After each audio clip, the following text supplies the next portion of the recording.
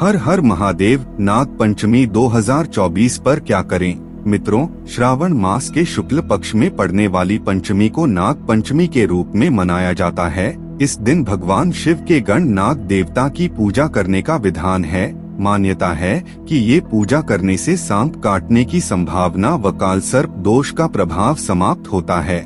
नाग पंचमी के अवसर पर शेषनाग, अनंत, वासुकी, तक्षक, पद्म, पिंगल, कारकोटक, कंबल और अश्वतर जैसे अष्टनाग देवताओं की पूजा विशेष महत्वपूर्ण बताई गई है। इस बार साल 2024 में नाग पंचमी 9 अगस्त शुक्रवार को शुक्ल पक्ष की पंचमी तिथि पर मनाई जाएगी। पंचमी तिथि 9 अगस्त शुक्रवार की मध्यरात्रि 12:36 पर प्रारंभ होगी। पंचमी तिथि 10 अगस्त शनिवार को प्रातः 3:14 पर समाप्त होगी। आइए मित्रों, सबसे पहले ये जान लेते हैं कि नाग पंचमी क्यों मनाई जाती है।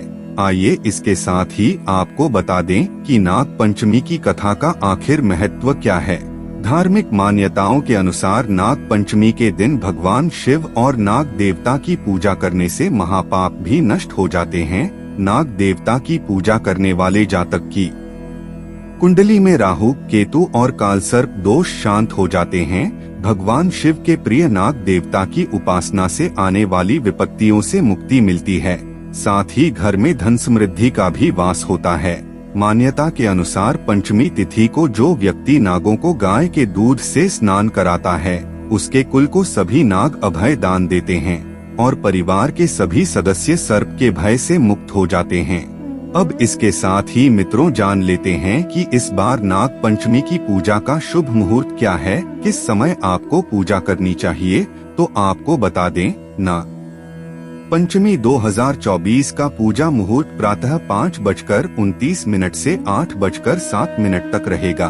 अब आखिर में बात कर लेते हैं कि नाग पंचमी की पूजा आखिर हमें कैसे करनी चाहिए। तो मित्रों आपको बता दें, नाग पंचमी के दिन सुबह उठकर स्नानादि कार्यों से निवृत्त हो जाएं। स्नान करने के बाद आप स्वच्छ वस्त्र धारण कर लें और पूजा की तैयारियां शुरू कर दें। पूजा सामग्री में आपको इन चीजों की आवश्यकता होगी, जैसे चौकी, नाग देवता की प्रतिमा या चित्र, लाल कपड़ा, हल्दी, कुमकुम, अक्षत, फूलों की माला, चढ़ाने के लिए फूल, धूप, दीप, जल, दूध, खीर, मिठाई एवं फल। नाग पंचमी पर घर के दरवाजे या दीवार पर नाग देवता की आकृति बनाई जाती है।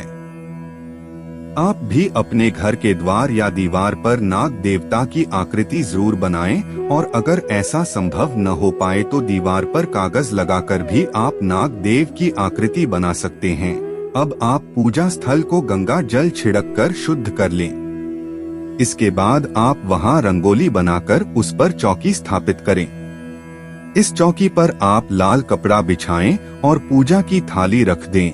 पूजा की थाली में आप नाग देवता की प्रतिमा स्थापित कर दें। इसके पश्चात आप आचमन करें और नाग देवता के समक्ष घी का दीप प्रज्वलित करें। ऐसा करने के बाद आप हाथ में पुष्प एवं अक्षत लेकर नाग देवता का स्मरण करें। नाग देवता का स्मरण करते हुए आप उनका आशीष मांगे और अपनी मनोकामना कहें। इसके बाद आप नाग देवता पर पुष्प से जल का छिड़काव करें। फिर आप उन पर दूध चढ़ाएं और फिर से जल चढ़ाएं। अब उनकी प्रतिमा पर हल्दी और कुमकुम का छिड़काव करें। अब आप उन्हें पुष्प एवं पुष्प माला चढ़ाएं और धूप जलाएं। अब आप उन्हें भोग में खीर, मिठाई और फल चढ़ाएं और हाथ जोड़कर भूल चूक के लिए क्षमा मांगे। इस दिन अगर आप व्रत रख रहे हैं तो पूजा के बाद ही फलहार ग्रहण करें। अब बात कर लें कि नाग पंचमी के दिन आपको क्या प्रसाद बनाना चाहिए। तो मित्रों आपको बता दें, नाग पंचमी की पूजा में बनने वाला प्रसाद इस पर्व का एक महत्वपूर्ण हिस्सा है। तो चलिए अलग अलग जगहों पर इस पर्व पर बनने वाले प्रसाद के बारे में आपको बता देते हैं। तो मित्रों सबसे पहले बात कर लें उत्तर प्रदेश के बारे में, इसके साथ ही बिहार के बारे में भी। तो मित्रों अगर आप उत्तर प्रदेश या बिहार से इस वीडियो को देख रहे हैं तो आपको नाग पंचमी के दिन ये प्रसाद बनाना चाहिए। मित्रों इन दोनों राज्यों में नाग पंचमी के दिन नाग देवता को मालपुए का भोग लगाने का चलन प्रचलित है। मान्यता है कि मालपुओं का भोग लगाने से नाग देवता अत्यंत प्रसन्न होते हैं और मनुष्य को धन, शांति और सौभाग्य का लाभ होता है। इन क्षेत्रों के अलावा भी देश के अन्य राज्यों जैसे ओडिशा और झारखंड में भी नाग पंचमी को विशेष रूप से मनाया जाता है। अगर इसके अलावा आप इस वीडियो को राजस्थान से देख रहे हैं तो आपको इस दिन भारत के राज्य राजस्थान और दाल बाटी चूरमा का अपने आप में एक अटूट रिश्ता है। कहते हैं अगर आप राजस्थान घूमने गए और आपने वहाँ का दाल बाटी चूरमा नहीं चखा तो आपका वह सफर अधूरा ही रह गया। लेकिन आपको यह जानकर भी हैरानी होगी कि राजस्थान में नाग पंचमी का उद्यापन भी नाग देवता को इसी पकवान का भोग लगाकर किया जाता है। और अगर आप मध्य प्रदेश से हैं तो मध्य प्रदेश में नाग पंचमी का त्योहार बड़े धूमधाम से मनाया जाता है। इस दिन नाग देवता को भोग लगाने के लिए विशेष तौर पर खीर पूरी बनाई जाती है।